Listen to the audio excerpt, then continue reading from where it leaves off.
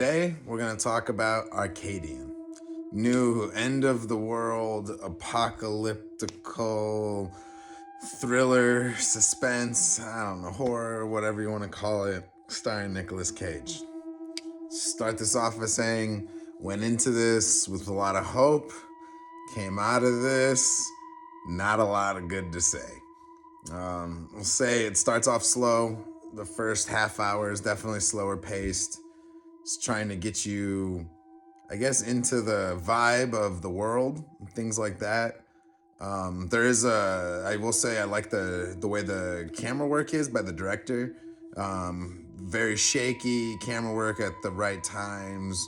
It really helps put you into the world, which is what they're going for. He does a great job about that. I'm gonna give him credit where credit's due. That being said, we get into the nitty gritty of the movie after the slow little build up, and it's inconsistent. And it's not that good if you ask me. Um, the what the bad the monster is extremely underwhelming if you ask me. Um, the story that they're pushing, I'm not the biggest fan. Thomas is a little bitch. I took notes during the movie, and I came across that note twice. I don't like that brother. The motives that he had and the reasonings that he had for doing what he did were extremely dumb for the situation that they were in. Now, that being said, they don't fully explain the situation that they're in. You get a moment where he explains it with another character, but you never fully quite understand what we're dealing with. And once you see what we're dealing with, in my opinion, it's very like, what the fuck, really? And it's just a hodgepodge of a monster. It's just a mix. Like they couldn't figure out where they wanted to go with it. So I said, what is it? A werewolf, a monster, the plant from Little Shop of Horrors? Like, I don't know. The uncontrolling like the rapid flapping and like, are you trying to confuse us? Is that like a tactic for it to confuse the people? I don't know. I just wasn't a fan once we got to that. And I felt that the movie left a lot more unsaid than said. Like, why is Nick Cage's family isolated from everyone else? Like, they allude to the movie, in the movie, I should say, that possibly these things go after him and his family.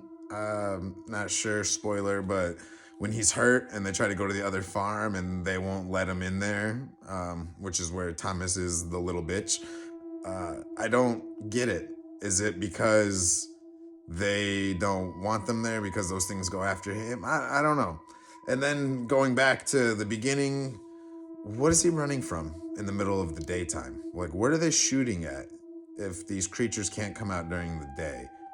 You know, I was thinking about that around this point in the movie. Like, wait a minute. If these things only come out at night, they're hurt by the sun. What's going on in this background where we're constantly hearing gunfire? And I don't know. There's just there's more questions that you have than questions you have answers to at the end of this, in my opinion.